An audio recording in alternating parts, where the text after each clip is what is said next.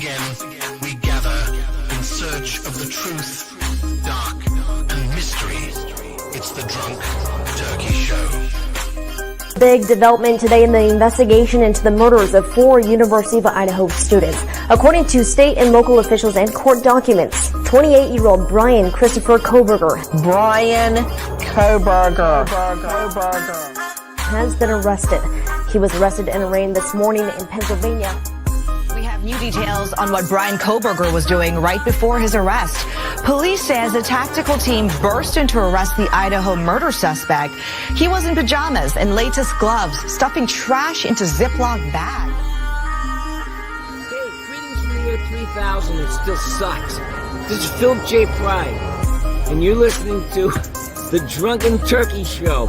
Your one stop for this sort of thing. Hit that button, like and subscribe. You know what to do, just like every other podcast. You guys know what to do, just like every other podcast. What is up, everybody? Welcome back to the DT Show. I'm Daniel, and today we have a special guest that's going to be joining us. We're going to be talking about an unsolved murder that occurred a few years back, referencing his name is Mike Gatto. That's going to be our guest. His father, his life was taken, cut tragically short. He's had an experience with law enforcement. There's a lot of mystery behind, the passing of his father. It's been ruled a homicide, and nobody ever got caught. And so we're going to look into his story, his accounts of what had occurred throughout the process of going through, something tragic that nobody ever wants to go through. And then what it's, kind of like now. For those that have been watching the channel for some time, we've had a lot of guests on the channel who have been family members of victims, whether it was Steve or Christy Gonsalves out of Idaho, or Barbara Hall, who's Timothy Dees' mom, whose son was also life taken very short under mysterious circumstances, and so many others. And so today, without further ado, let's bring in our special guest, Mike Gatto. How are you doing, Mike? How's it going? I'm doing all right. How are you, Dan? I'm doing well. It's a beautiful day out here in Texas, and so I can't complain. Obviously, big fan of what you do, and I love the fact that you're giving a platform for folks like me who are family members of murder victims. But I could not find anywhere online the origin of the name of your podcast. So you got to explain. There might be some viewers who are new to the how did this term Drunk Turkey Show originate? Did it have something to do with wild turkey or? Absolutely nothing to do with either one of those. So what had occurred was me and my buddies were wanting to create a podcast. Now, our interests were at that time like conspiracy stuff, Area 51, sure. Mind control, stuff like that. And when I came up with the title of the show, I was watching Rocky, and it happened to be around Thanksgiving. And there was a scene where his trainer tells him, "You take another hit, you're going to get punch drunk." And I was like, man, I like that. I like punch turkey. And so it was going to be punched turkey. In fact, our original logo had the turkey had a black eye. And then I looked up just to make sure that there was nothing out there like that. And there was something called slapped ham, because our goal is to be comedic, have a little funny aspect to it. Sure. And then, and so I looked up, there's something called slapped ham, and I was like, no, that's too close. I'll use the other word. We'll just call it the Drunk Turkey Show. And although none of us really drink, maybe my buddy Big Blue, he used to probably drink the most. We just thought it was a funny name. We went along with it. And all of a sudden, I was in law enforcement for a few years. My buddy Blue, he was in the medical field, and my buddy Jaime was just into murders and cold cases and unsolved mysteries and things of that nature. And so when Richard Allen in Delphi got arrested, we decided to cover that. And I guess just because of our professions and things of that nature, it just flowed so easy. And we just kind of got into the true crime community by accident. Gotcha. Never was our case. I mean, I'm pretty sure we would have came up with a much better name. Yeah, I know. It's I explained to people I'm going on that show this weekend, and they're like, that's a true crime show. I'm like, yeah, it is. Like, but so okay. Well, I'm glad to have cleared that up. I appreciate the context. Yes, sir. Yes, sir. So for those that don't know who you are, especially back when your father's life was taken, can you give us a little bit of an intro of who you are and who you were at that time? Sure. So, hi, everybody. My name is Mike Gatto, and I served 4 terms in the California legislature representing Hollywood. And I'm on national TV a couple times a week as a political commentator to this day. I give the perspective of, somebody who's very much sees both sides and is very centrist, and but also the perspective of somebody who, grew up in the Hollywood area. My district was Los Angeles, Glendale, Burbank, ground zero in California, what everybody thinks of as traditional California. For a while in the state of California, I was arguably the 4th or 5th most powerful guy. I chaired the key committee that, was really just determined all the spending in the state. And, I was well on my way to becoming, what I had always wanted to be, which is a public servant, somebody who was giving his life and who had a calling to serve the people of my state. But on November 12, 2013, my father was murdered. He was murdered in a home invasion in his house. It rapidly became one of those famous Los Angeles cases. Los Angeles, we've had the Manson family, we had the Night Stalker, we had all these cases that are, they become more Black Dahlia, the Grim Sleeper. My father's case, sort of took on a life of its own. It's unsolved. There's a lot of mysteries involved with it. There was a connection where obviously I was in higher office, so it was on the nightly news every night.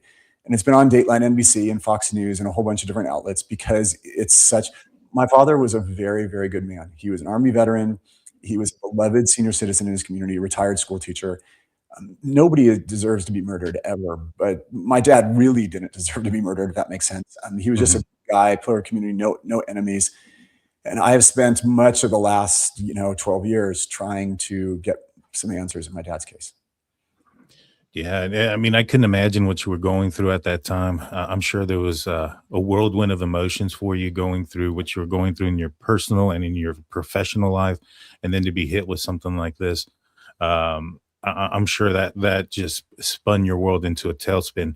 And so did you have like a lot of, and I'm sure you did being a politician, but did you have some threats and things like that around that time towards you? I mean, look, 2013 was not 2025, right? Thankfully, we didn't have like Charlie Kirk getting assassinated and things like that going on. But politics is always a rough and tumble sport. It's a rough and tumble business. I had a lot of enemies. I had people out there who, there is this, and this is so random, I know, but there's a group of guys in California who were very upset that years ago they were circumcised, and they tried to ban circumcision in the state, including for Jews and Muslims and people who this means a lot to. And so I was like, you can't like ban a religious practice like that, and so they were coming to like my press conferences and like dumping blood, like our fake blood, right? Yeah. And like, you always have your share of strange people, right? Who take an interest in you. We also had some groups that we had tried to prosecute for voter fraud. My dad was actually involved in the case. And so, the minute, well, not the minute, but the next day when I was brainstorming with the police about like who this could have been, my initial thought was that it could somehow be politically related. They did dismiss that completely, though. They looked at me and they said, Mike, you give 7 speeches a day. Your house is close by. Everyone knows where you live. Your house in the Capitol is also, people know where it is.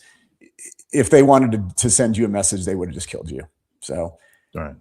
I don't think it was politically connected, but who knows? Yeah. I mean, I agree with them that if they had a message towards you and if there was something that strong towards you, that they probably could have. But if you're protected, and did you have any security detail or anything like that throughout that time?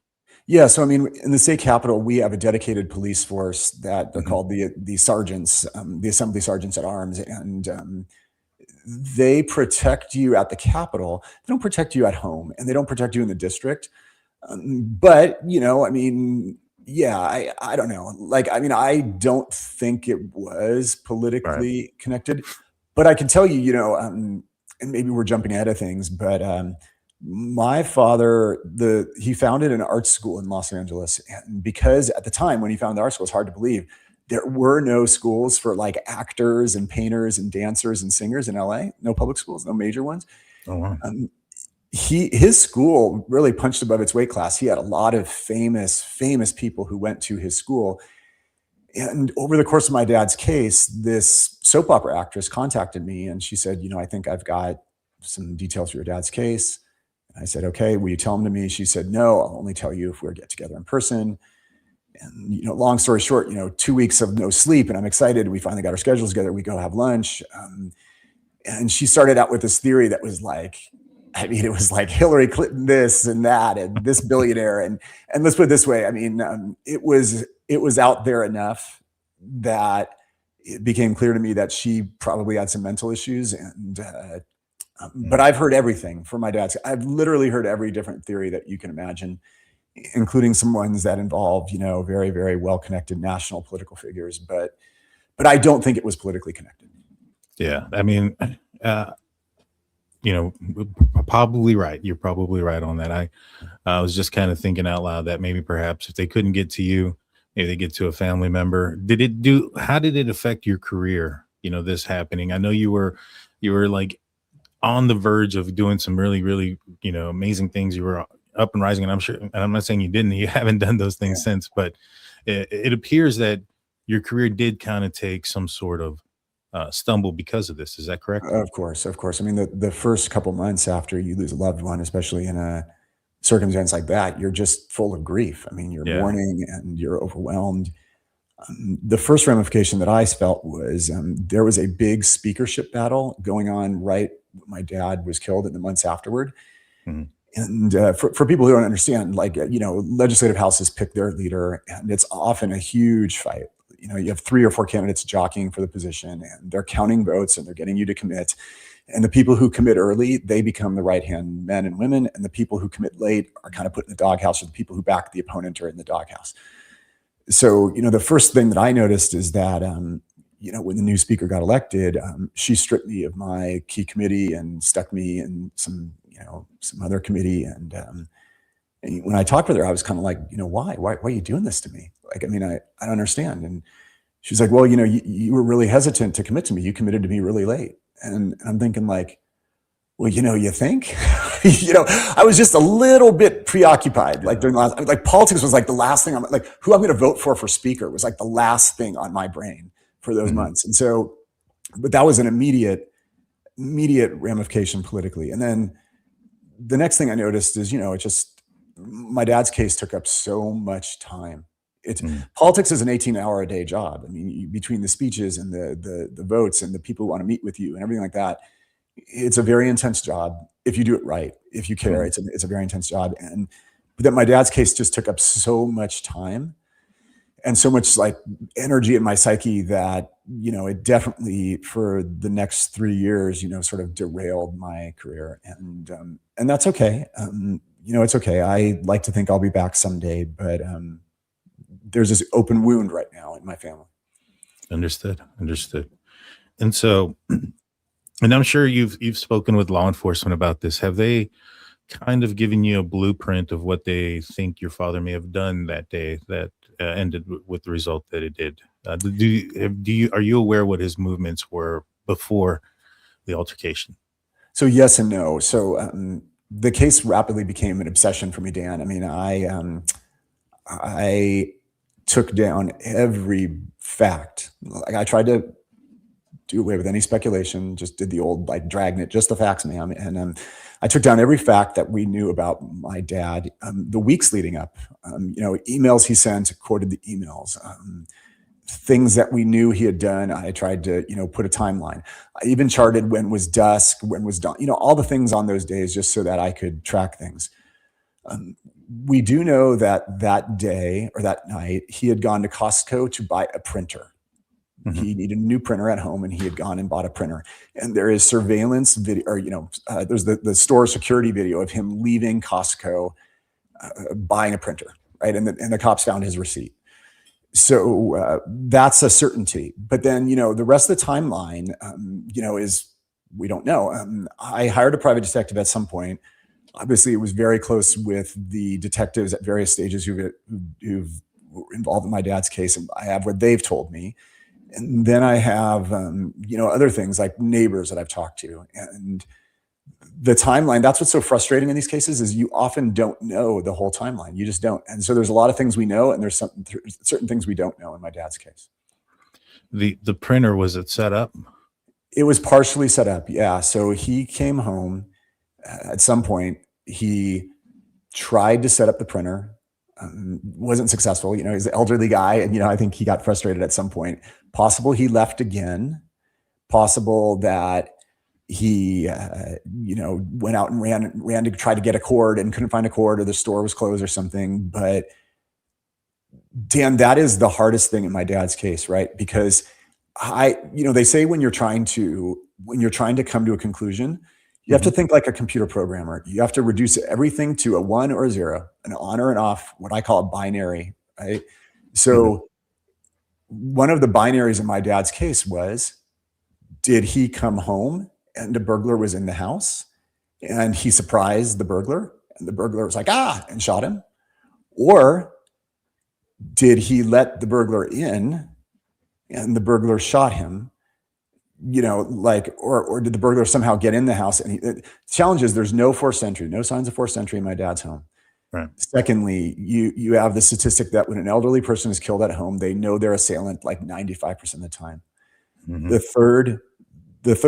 third thing's right is that my dad's bedroom where he was found shot, 3rd floor of a 3-story house, was partially ransacked. So the challenge, and I wrestle with this in the book, and I've wrestled with this a lot personally, is you're faced with either one or two inconvenient things, right? If my dad came home and the burglar was there, how did the burglar get in the house? Still could have been somebody he knew, could have been somebody who had a key, somebody who had a garage door opener. But how did the burglar get in the house? Secondly, my dad was not stupid. He wasn't a vigilante. I mean, he was a tough guy, but he wasn't a vigilante. If you come home and, you hear somebody in your house and, there's like the house is partially ransacked, chances are, you got this thing in your pocket, you're going to just dial 911, right? I got my cell phone, 911. Very easy, probably going to walk outside in the street where you're safe. So there's that part. But then the other part is then if my dad was killed and then someone ransacked the house, that means that the burglar was such a psychopath that he had to wait there and watch my dad die, not fire a second shot, just one shot, watch my dad die. My dad bled out basically internally and then ransack the house with a corpse in the room. Like it just also kind of like weird, right? So there's a lot of things that don't fit. I suppose it's also possible that the burglar held my dad at gunpoint and ransacked the room to some degree. And then at some point the gun went off or he killed my dad. That would harmonize everything. But I'll tell you, it's not easy. When you try to go through the binaries, none of them make sense. So you said that the 3rd floor was partially ransacked. Any other floor ransacked? No. And that's what's so weird is my dad lived in a 3-story house. He wasn't wealthy by any stretch, but he had a lot of things and a lot of things that were valuable. You would think that the burglar could have gone in the garage, taken tools, taken valuable things, could have taken things at the bottom floor where there's valuables, the mid floor. But instead, he focused on my dad's room.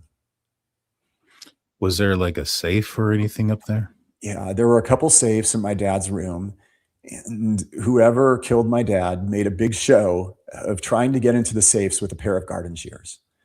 And that's also surreal, right? Because again, you go into a binary, it was either somebody really stupid, like really stupid, or it was staged. I don't think there's too much in between because, there's probably people watching right now who've never seen a safe in person, but they've seen enough movies and these were like those like old West big safes with like, the crank dial and stuff, right? And it's like, these things are like tempered steel with like walls this thick, right? And you're not going to get into something like that with a pair of garden shears, and like, you're just not, right? And so like, again, somebody who's really stupid or really high, or they're staging it. They're making a show of like trying to get in there or who knows what. Well, it does open up a few questions in my mind, and it also opens up a few possibilities. One, if the person was already in the house and they started off at the third floor, sounds like it's somebody that knows what they're looking for, somebody that's either been in the house before, somebody who's aware of it. Could it also have been, as you mentioned, your father may have left and came back? Could he have been confronted? And during that confrontation, somebody says, I know you have a safe, just kind of guessing, like, where's the safe? And he took him to the safe. And then the altercation occurred up there. Where the safe was located and where your father was found, was that in the same room as well? Yeah, so it was in the same room. It was a great room, best or master suite, I guess is the best way to describe it. It was a very, very big bedroom, but it had a lot of spaces in it, if that makes sense.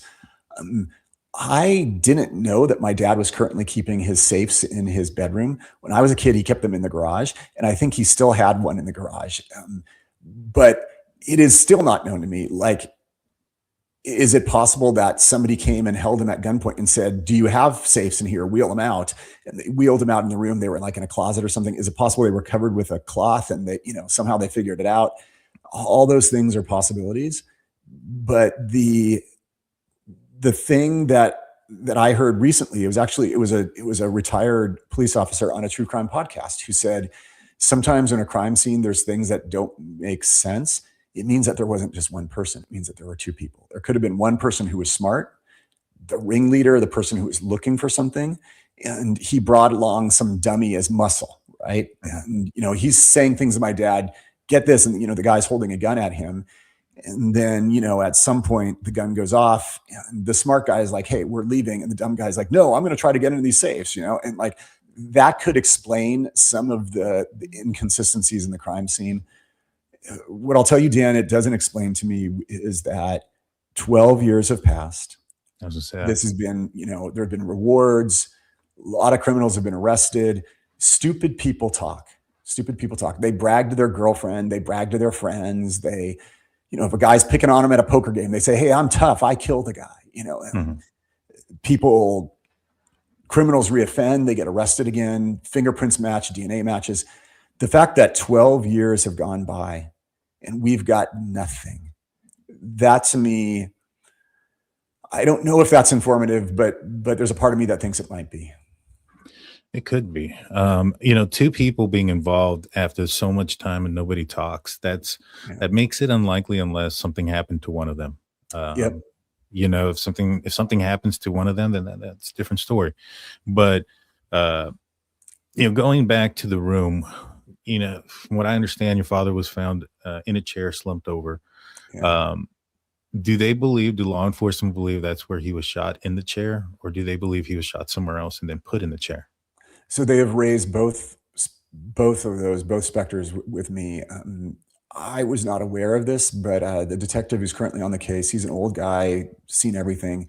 He tells me that apparently in some murders, the assailant stages the crime scene, but not stages it to like look different. We talked about that, and that's something I raised. But sometimes people also stage the dead person, and it's some bizarre psychological something or other where, he says he's seen cases where somebody kills somebody and they like put them in bed. They like lift them up and like put them in bed and tuck them in and like they're there, And so he has raised the possibility that my dad was killed and then he was placed in his chair, which is weird to me. I mean, it's, again, the mind is trying to understand some very strange things. And, but he has raised that possibility. But it is also possible that my dad's killer shot him, like lorded over him with the gun. And then because the bullet entered his abdomen and then lodged in his femur, and then it like severed a vein in his leg. There wasn't much blood like on the floor or anything like that, but I guess he still bled out, but he bled out mostly internally. And so it is possible that angle would work too if he was sitting down in the chair. But it's just one of those things that we just don't know. I mean, it does appear like he would have been sitting down for that angle to work. But again, trajectories do strange things. And so it's possible that both could have happened. Yeah, that's weird. That is weird. So it sounds like a small caliber round. Yeah. Okay. And then, and by the way, that also makes me to me, another thing that I can't wrap my head around, and maybe you've got some insight, is one shot. Okay. If somebody is trying to kill somebody and they aim for the head or the heart, okay, and you get a clean shot, okay, one shot, that's it. We've all seen those movies, Quentin Tarantino movies and those weird, like whatever, where like somebody fires at somebody and then like they think they're dead, but then like 10 minutes later, the person like wakes up and like dials 911 or grabs the gun or like, grabs the gun themselves, right? And it just strikes me as very, very odd that this person fired one shot. Because again, there's only one of two possibilities. The shot was the person ransacked the room before. Somehow my dad encountered them, or they held my dad at gunpoint, and then the gun went off, like sort of maybe accidentally, maybe something, and they're like, "Oh my God," and left, which would mean that the room was ransacked before or while they held my dad at gunpoint. The other possibility, the other binary, is that this person shot my dad, not obviously a kill shot, lower abdomen, lodge in the leg, and sat there and watched him die. And then like ransacked the room for another hour, hour and a half. That is also so strange too, because, if you've ever fired a gun or heard a gun be fired, it's loud. It's really loud. It's not like the movies, like, it's really, really loud. And in an enclosed space, it's even louder, right? And so it's kind of hard for me to believe that an amateur criminal would fire a gun and it's like, bang, and then not like freak out, not be like, oh my God, a neighbor heard that. Somebody's surely going to dial 911. Somebody surely heard that. And then say, well, I'm going to hang out here with a corpse and I'm going to ransack the room for an hour and a half. Like that's just so bizarre to me. That is. You mentioned that there was some shears there at the scene and that they may have been used to try to tamper with the safe. Is that correct? That's right. And they didn't find any fingerprints or anything like that on those shears? There's some unknown prints in my dad's bedroom. For the viewers, I'll tell that every house has unknown prints, right? You can't be sure that they're killers. They unknown prints mean that it's nobody that the police were able to identify, right? Right. There were some unknown prints in my dad's room and through the house. I don't know if they got them off the shears. What they were able to get off the shears was a tiny, tiny, tiny, tiny, tiny bit of DNA. And when I say tiny, I mean it is so fragmented and so like whatever that, when you watch those or you see those things on like where like they discovered a fossil from 1 million years ago and they got some DNA, it's like that. It's just a little teeny bit. And so, that has also not been informative so far. And yeah. Well, the reason why I asked that question, for one, is that it sounds like whoever this was, if they were handling the shears with their bare hands, they either had to have cleaned it or wore gloves throughout this entire process. And that speaks to some premeditation aspect to it. Sure. And now, does that just mean that maybe the guy was just a burglar? Now, I know that there was supposedly a burglar in the area that was looking in cars and things like that. And that I think there was a witness, a small child, one witness that may have saw the burglar with a handgun. Yeah. When did that interaction occur? Well, so there have been so many theories that were circulated publicly about my dad's killing because it was a very public case from the beginning. Just as an example, there's a neighbor first who said, I think it was probably Russian organized crime because my dad had this random collection of Russian paintings. He was set to give a talk. The talk had advertised he was going to bring some of his paintings, so on and so forth. But she mentioned that to the media. The media ran with it the first day, but that turned out to be nonsense. The killer walked past these paintings. They weren't that valuable, so on and so forth. The next theory that came out was also by another neighbor. I mean, she was somebody who lived in the neighborhood, not very close neighbor, but she was coming home from a karate lesson with her son, and she saw a car burglar. I want to stress, this was not a house burglar. This was just a guy breaking into cars. I also stress, for people who don't live in Los Angeles, somebody is committing a property crime pretty much on every block at every time of the day. So there's people who are like, even the cops were like, well, if this guy was running through the neighborhood with a gun, then that's a pretty big coincidence, Occam's razor, everything like that. And I'm thinking like, well, we're not really sure he had a gun. The only person who saw the gun was this very young child. There's a lot of people breaking into a lot of cars in Los Angeles at any given time, but this theory came to dominate the case for like 6 or 7 years. And I'll tell you that I regret it tremendously. I feel like I was used almost as I feel like a tool, when I talk this through, and because I dutifully, they were not able, 2 adults had seen this car burglar. The adults were like, we didn't see his face. He was wearing a hoodie. We couldn't see his face. It was dark. But the boy, they sort of forced him to make a sketch. Mm-hmm. The sketch, they made a sketch. It looked like a generic white or Hispanic young male. And I went before the cameras every year. Oh my God, if you've seen this guy, come forward, but now when I think about it, and when I took the time to like organize my thoughts and write the book and everything like that, it's always bothered me. And now it bothers me even more, because the police's theory, and I'll go through it for your viewer, because I asked him, I said, what do you, how could this be connected? Because this guy was breaking into cars. My dad's neighborhood is built like a football stadium. It's like a bowl. There's like streets around this, and at the bottom there's a lake, right? And so he was like 2 levels up, right? But he was seen running in the general direction of my dad's street. So I said to the police, okay, give me your theory, give me your profile, go. And they said, well, let's assume he was armed. Well, you got a guy running through the neighborhood right around the time your dad was killed. And, he's seen running in the direction of your dad's street, and he was probably right-handed. So he turned right. People who are right-handed, when they're being chased, they tend to turn right. And then he saw your dad's street, and he thought it was an alley. My dad's street was very small. And then he ran down your dad's street because he thought it was an alley. But then at that exact moment in time, a tour helicopter was dispatched taking tourists to see the Hollywood sign. My dad's house was in the flight path of the Hollywood sign.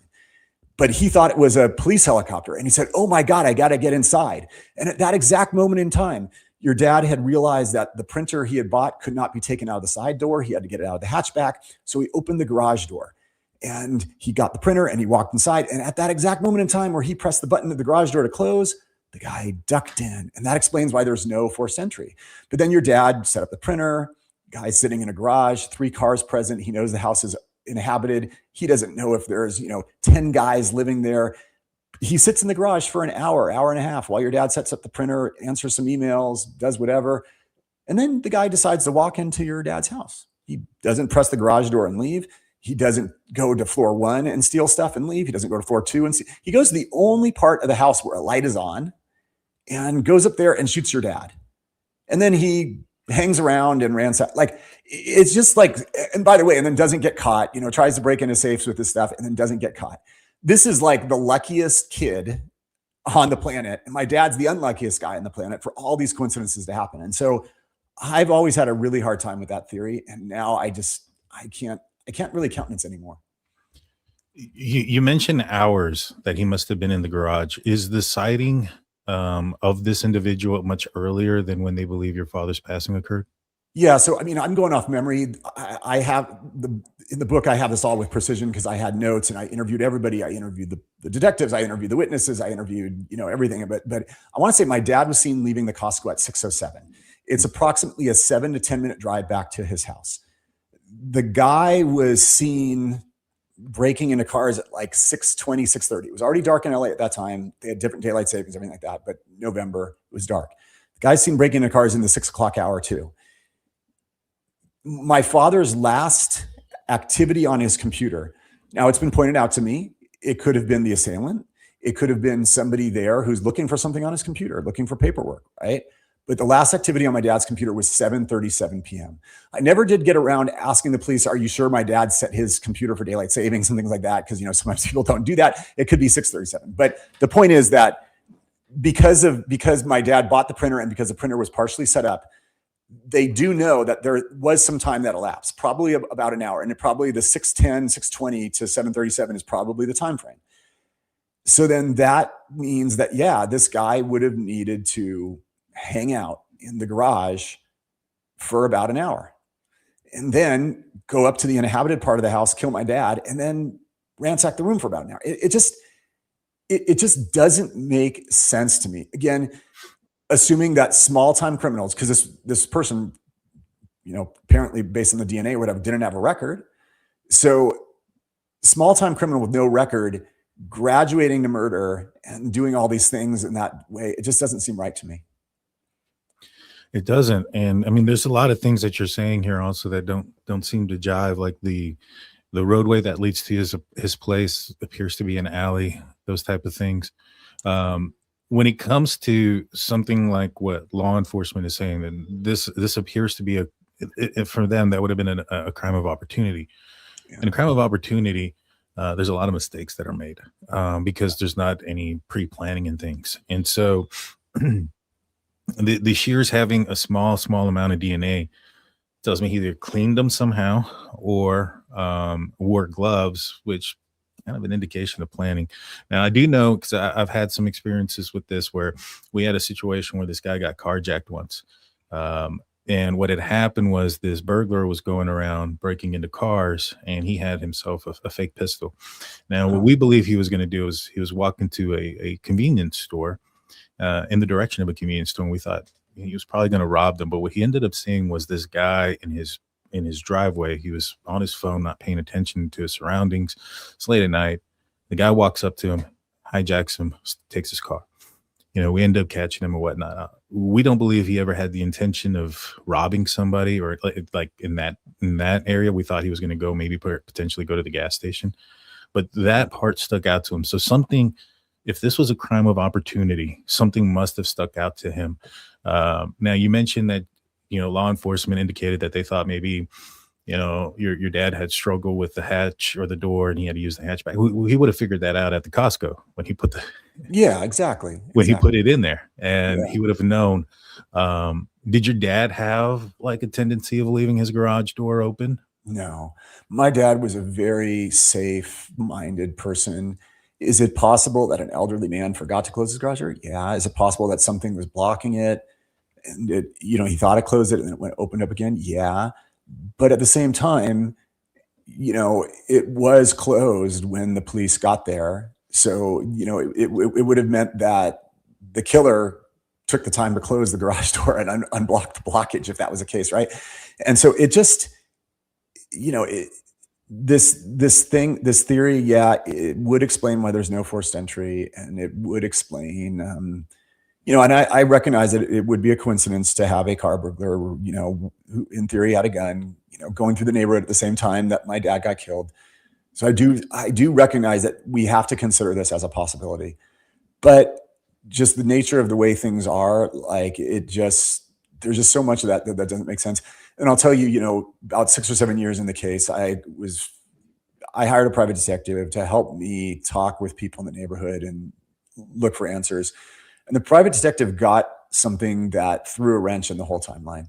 He was speaking with a neighbor who lived, essentially 2 houses away from my dad. So, but close enough. This is Los Angeles. The houses are kind of small. So, and she was positive that she heard a gunshot much earlier in the night.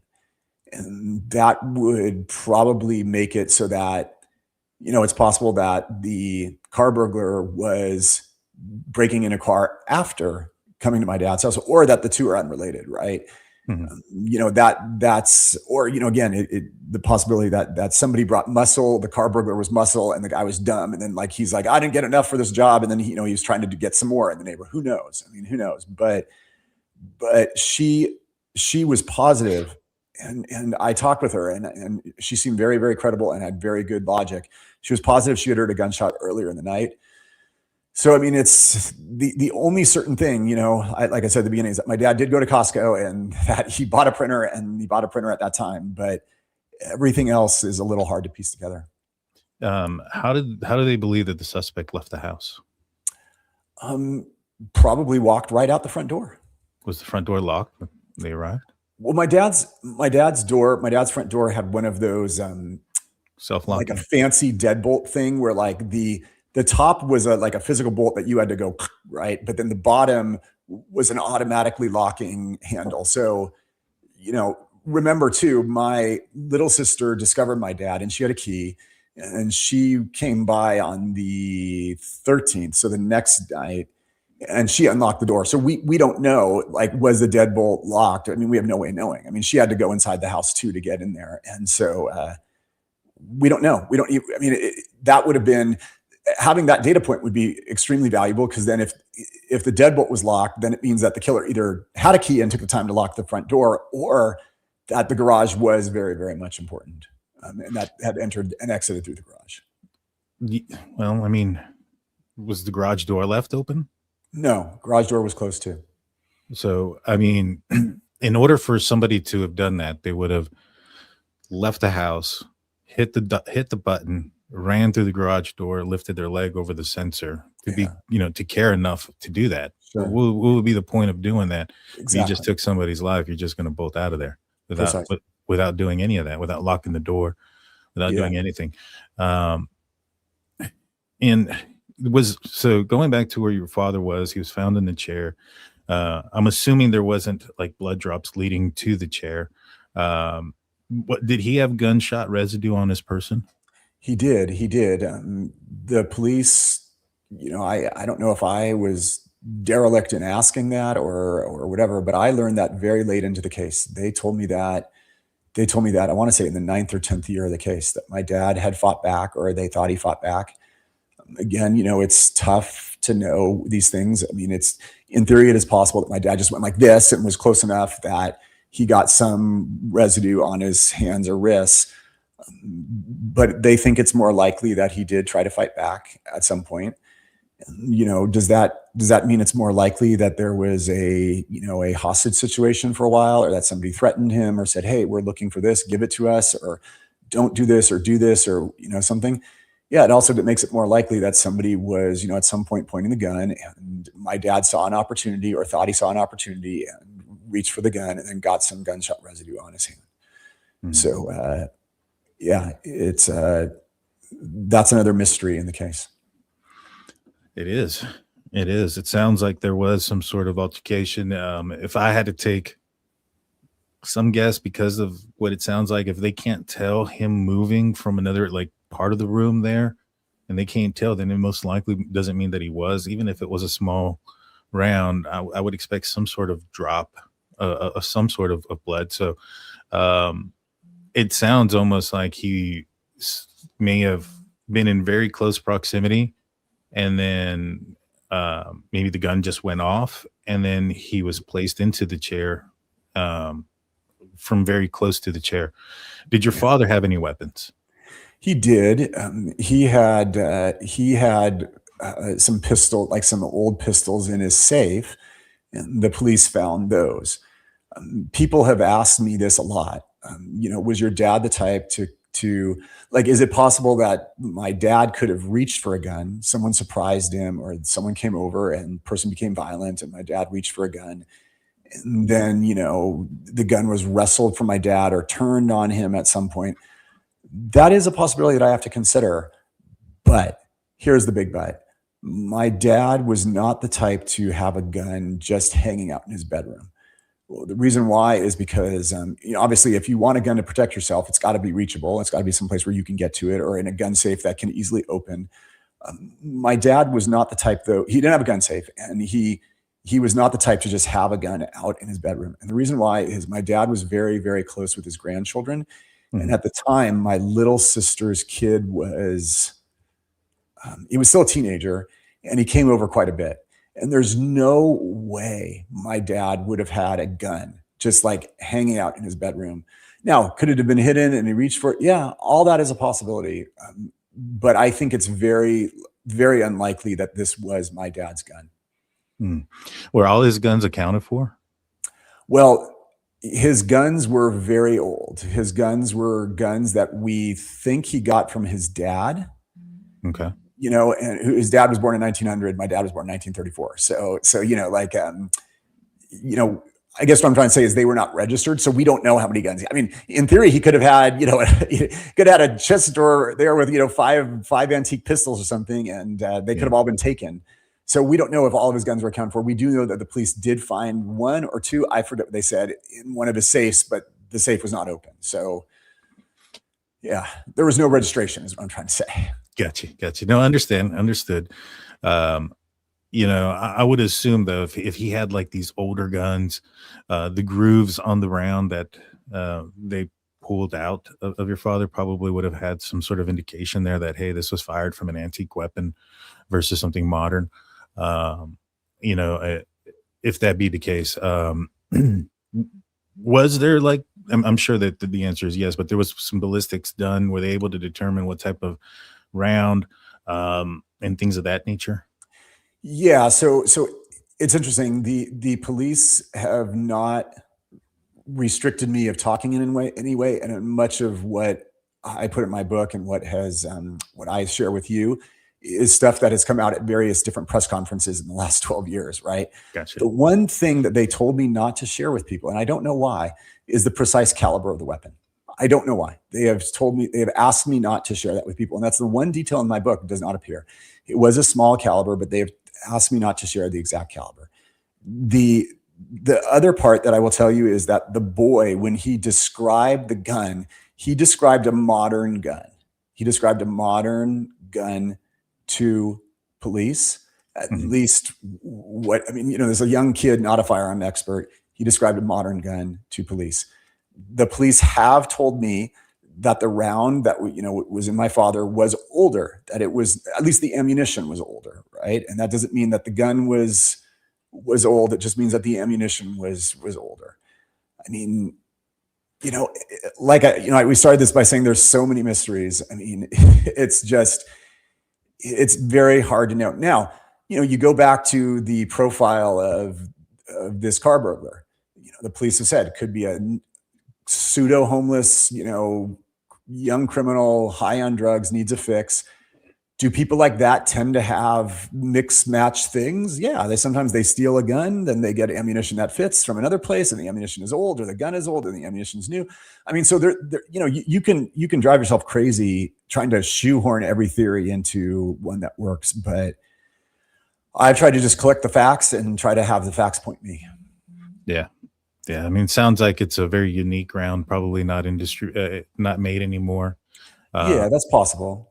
But I mean, the caliber is one of the 10 or 12 common calibers. It's not like a super, super rare one, but it's not like the most common ones, if that makes sense. Gotcha. Well, I'll be honest with you. When something like that, when you don't have a lot, you keep close to the vest what you can. And Sure. If they're keeping close to the vest that. Now, the DNA that you mentioned, we've covered a bunch of cases here. Brian Koberger is one of the cases that we covered. Yeah. They got him through IgG. Have you been in touch with like Othram or any of these other labs that have access to being able to maybe potentially pull an SNP profile and do a family tree on the DNA that's left on the shears? I have begged, I have cajoled, I have scolded, I have asked, I have emailed, I've done all of these things with the LAPD with respect to embracing technology. Let me back up a bit and talk about technology for a minute. The clearance rate of murders was 90% in the 1960s. It's gone down to less than 50% in big cities right now. And part of that is because we rely too much on DNA. We don't talk to people anymore. The detectives don't do the old fashioned work. They don't talk to friends and neighbors and see if somebody knows something and somebody breaks or somebody, whatever. People all wait on a big hit from DNA or, something like that, some technological solution. But my attitude has always been, there have been tremendous technological advances since 2013. And I've asked the LAPD to embrace them. My understanding is that there are even websites out there where certain parts of male DNA is like a surname. It's passed from father to son, unbroken through the years. And the people, well, what if somebody was out of wedlock? Yeah, okay, still, the point is that if you get lucky, you can even figure out the person's last name in some cases, right? And I have urged the LAPD to embrace these different labs that have great technology, but they are very parochial. As a big city department, as the second biggest department in the United States, or third biggest department in the United States, they have this attitude. We do everything inside. We do it with our labs, our people. We do not cooperate with others. We do not release evidence. We do not. And I understand that, but it's been 12 years. And if there's something out there that could lead to a break, like why not do it? And there's so many varieties of DNA matching, right? There's CODIS, which is the FBI database, which is random loci, right? That they have on DNA. They're not ethnically informative. They're not looks informative. It's just this FBI thing. Secondly, for your viewers, right? There's familia DNA, which is CODIS is automatic. New people who are arrested are swabbed. They match it. This happens continuously throughout the country, right? And if there's a match, then there's a match. And what that means is, and this sample was uploaded to CODIS, what this means is whoever killed my dad is not reoffended in 12 years, right? No felonies, no felony arrests. Right. Familia DNA is they test the DNA for father, son, uncle, brother, and they look for male relatives who have been arrested. That has to be checked every year. You have to affirmatively query the database. That hasn't produced any hits in my dad's case. Then there's genealogical DNA, which is you can, from a profile, you can tell what color hair the person has, what ethnicity they are. You can do all that stuff, find their relatives. And then fourth, there's male STR DNA where you can, even tell surnames and things like that. So I've tried to steer them to the other two, but it's not always been easy. Understood. Hopefully there's some movement in that. I would assume that they would go back and test, or they have test like his shirt, your father's shirt and things of that nature. Because if he was placed in the chair, that's a lot of contact between the person that committed this crime and your father, to place him in the chair, to put him down, to move him. It just appears to me that you would focus in on those areas where somebody would have to touch and try to find some DNA. But this is a good transitioning point to how you were treated by law enforcement at that time. So they haven't, you've been begging them to do these things, but it's not been a smooth ride. From what I understand is from day one, it was not the best experience. They tried to talk politics with you come day one. Is that correct? Yeah. I mean, I'll start by saying that I have profound respect for people in law enforcement. I've tried to have a nuanced approach to everything, everything from gun control to attitudes towards police, to crime victims, to crime perpetrators. I've tried to keep an open mind despite how hard it's been in my dad's case. The first crew that was on my dad's case were really, really hardworking. They were some of the best of the best. The crew that's on my dad's case now, the detectives, I've got a great relationship with them. They are fantastic people. They're very, very hardworking, and they genuinely care. For the middle, for the long period there, though, we had a crew on my dad's case, one of whom has since left the LAPD in very tough circumstances. There are some lawsuits and some things not related to my dad's case, related to some other behavior. They were a bit of a challenge to work with. When I showed up, they asked me to come, take a look at the crime scene. And this was the 14th. And so, I had heard about my dad's death on the 13th. We had driven down from the Capitol, me, my wife, my two young daughters at the time, toddlers, on the 14th. I don't think I had slept maybe more than an hour, media circus, tons of cameras, all this stuff. Then they asked the family to tour the crime scene and, kind of help them out. And we did. And then, they started talking politics with me, started scolding me for a vote I had taken, and kind of implied that my vote on a piece of legislation could have been the reason my dad was dead. And it was really hard to hear. And obviously it turned out to be total nonsense. I mean, there was no connection. I mean, they had basically said that there was a piece of legislation that had let people go from state prison to county jail. And that could have been who had killed my dad. And it was like, well, no. I mean, obviously if the person was in state prison, they had their DNA tested. So conclusively what they said was bullshit, but they scolded me on, the day after I learned about my dad's murder. The relationship got rockier when they found out that my dad's was like second cousins once removed with a guy they had gone to high school, that one of the detectives had gone to high school with. And he called me one day and gave me an earful about something that my cousin had done 35 years ago at high school. And I'm thinking dude, this is so unprofessional. Yeah.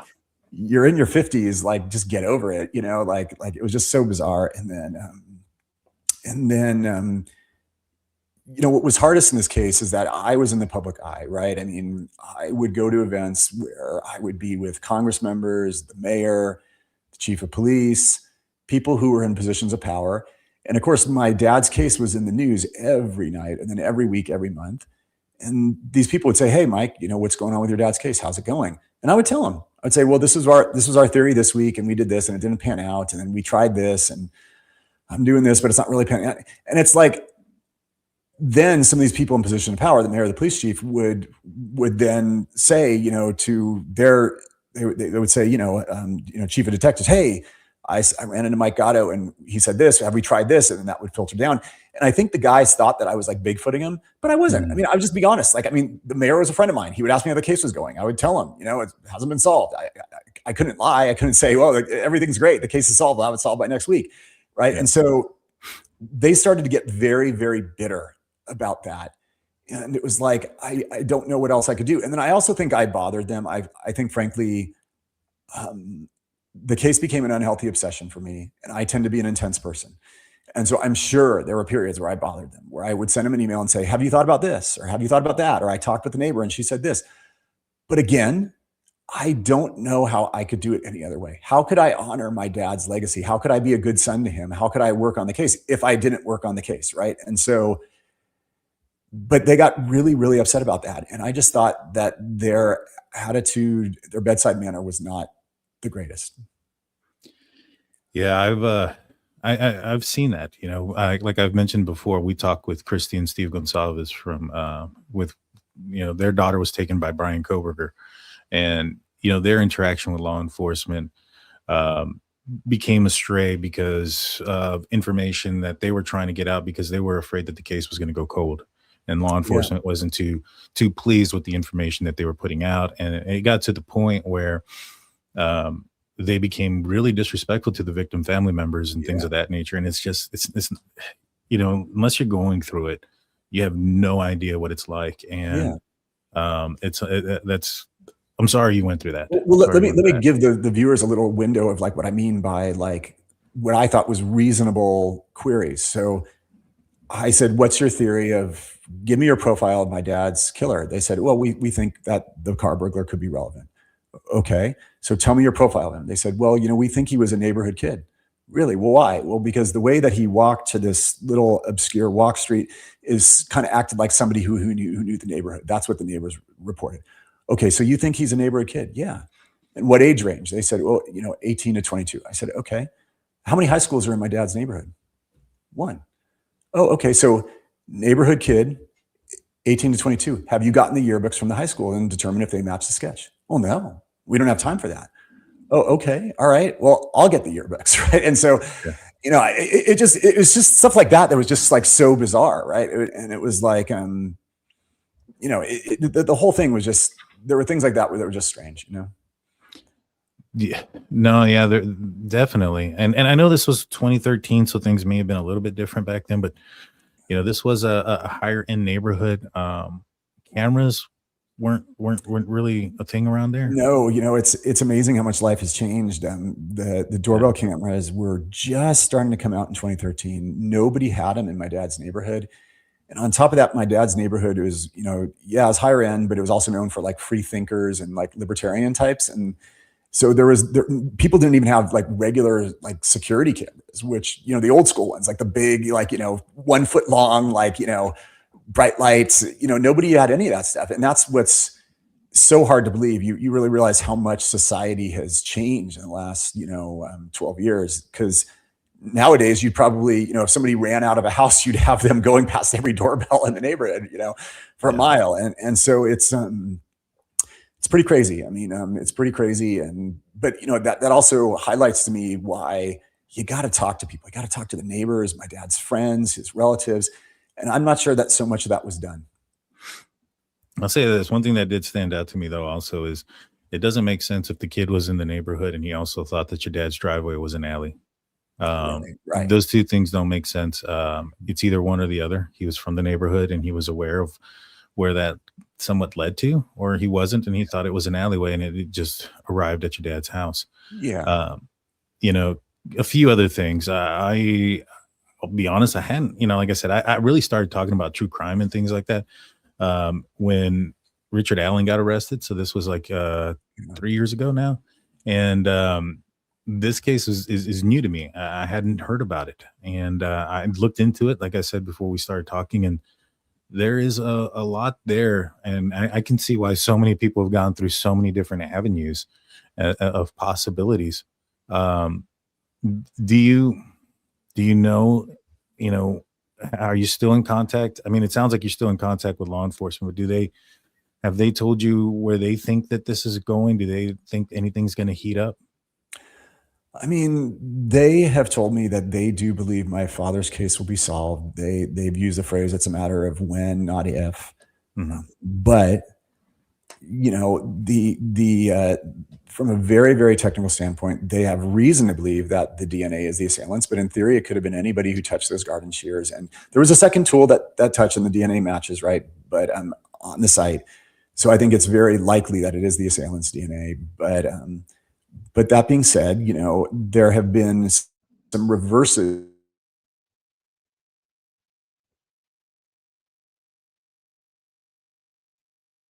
I think you froze on me. I hope it's not me. Can you guys see me?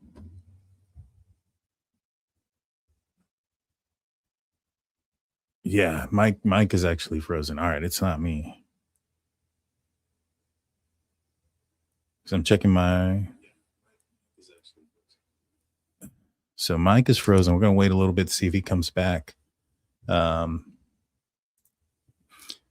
questions Sharing with law enforcement. Oh, there you are. Oh, he broke up again. Oh, there he is. Let me remove this here. Let's There see. you Okay. are. Can you see? Great. Fantastic. Yeah. It was weird. I could hear you, but everything went away. So I'm glad that we're back. I was just saying that they do believe the case will be solved, but it's, and I do think they're leaning more towards the fact that it was probably somebody my father knew.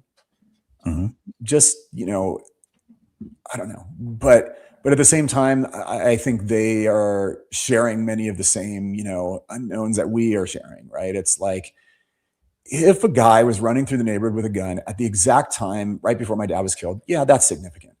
But if you just take away a couple of these things, maybe it wasn't really a gun, maybe it was just a coincidence, maybe the timing was off, then it just goes right back to, well, then it was, this guy was probably not involved, and it was probably just somebody your dad knew. And that's why there was no forced entry, and, so on and so forth. So it is not easy. And I am trying to keep an open mind, as you can tell, right? I don't want to go out there and write off one theory or focus on another. I just want to have the clues take us wherever it goes. Yeah. No, I hear you. When we're getting a little bit close to the end, I just have a few more questions real quick. The shears, where do they believe that they originated from? Were they from the garage? I think that they came from my dad's backyard. My dad had a messy house. It's entirely possible they were somewhere in a room somewhere. Could have been in the garage, could have been in the backyard, but their best guess is that they were in the backyard. In the backyard. That's interesting. Yeah. Yep. Which means that, right, like whoever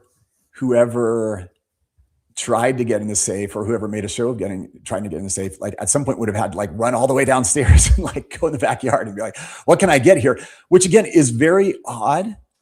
It's just so strange. And again, it's either the work of someone who is really dumb and high on drugs, or somebody who is staging things to look like that. Because my father was really, really proficient with everything. He could take apart an engine. He could do that. He had a garage full of every tool you could imagine. And if you told me you got to try to get in a safe, I would say, well, first of all, that's impossible. Give me a diamond tipped drill and maybe we'll talk.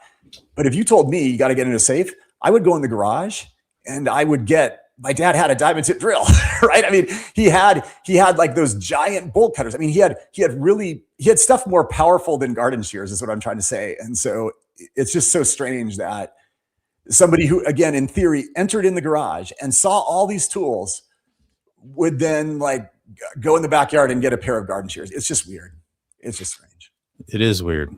And you bring up the older round. I just, my mind starts to go to, was this a situation where he used the garden shears as a tool to try to manipulate your father?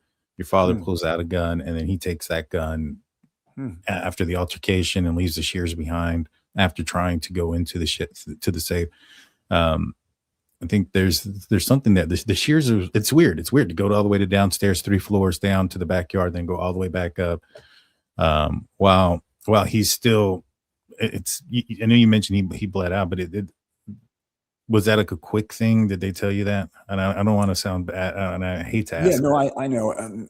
The best way it was described to me is that it wasn't instant, but it wasn't like a long thing. But I'm sure there was a time where my father was conscious and or unconscious, but he was still alive.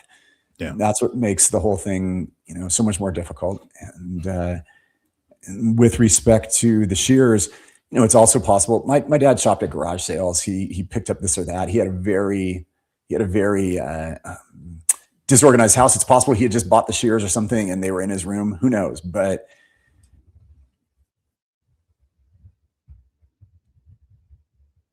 oh no, Mike went frozen again. Guys, this is gonna be I know Mike's we had scheduled for an hour and he's got some internet stuff going on. And so this is the book by Mike about his father, Joseph Gatto, who passed away in 2013. And this is Nor by Necessity. My father's unsolved murder took me to dark places. This was written in March of 2024. Please, guys, go out there, get it checked out. There's a paperback. There's a Kindle version. I'm actually very interested in this case now, to be honest with you. And I've covered some other cold cases, throughout the, on our time here. Like I said, we've been talking with Barbara Hall, who's in the live chat right now. How's it going, Barbara? On her son's case. And I'm very interested. Sorry about that. Yeah, StreamYard has been so buggy lately. I promise I have the fast internet and I'm right by my router. So I have no idea why this is doing that, but plenty of space in my browser. StreamYard has been buggy lately. No problem. Well, Mike, I shared everybody the link and I was showing the book that you wrote. I'm hoping people go out there and get it. I'd love to talk to you again when you have some more time to kind of just, bounce some ideas off of you. And I think I'm actually going to start to maybe do a little bit more of a deep dive into this case. Like I was telling everybody, I've covered a couple of cold cases stuff. Timothy D's is a case that you had mentioned to me when you emailed me. A little quick update on that. I was talking with a buddy of mine who's former CSI, and we've been covering that case, and he's trying to get that case reopened. One thing that we just uncovered was that we suspect this guy who was a friend of his named Caleb Nanny, a friend of Timothy's, who may have been responsible for his death. He was arrested for a gas drive-off that he blames Timothy. Huh. And when he begins to go and ask people for money so that he doesn't go to jail, and there's one person he doesn't ask. Huh. You get what I'm saying? So, you would think, hey, you're the one that drove off. Give me my money so that I don't go to jail. But he's the one person he doesn't ask. In fact, he doesn't message him. He threatens him at 8:30 that morning that he disappears and never messages him again. Timothy was missing for 5 months. This guy was in jail for 40 days for an unrelated warrant type thing. Wow. And, said, I'm going to help find him. I'm going to help find him. I'm going to be out there looking for him. And never messaged him, never texted him, never said, hey, where are you? Nothing. Wow. So there's a lot of, in our opinion, pretty strong evidence. And we're trying to get that one actually moved to be reopened. And I think we might have some movement in that one. Well, Dan, thank you. I mean, I would, before it cuts out again, I want to say thank you for all you do for families like mine. And would love to appear on the show again. So you just say the word and I'll be there. Perfect. Sounds good. Well, thank you again, Mike. I appreciate you joining. Good luck in all your ventures professionally and personally as well. Guys, go check out the book. Please hit the like button, hit the subscribe button. Don't be surprised if you see a playlist for Joe Gatto and his unsolved case happening fairly soon. You guys have a great weekend. I'll be back on tomorrow night. We'll see you guys then. Peace out, everybody.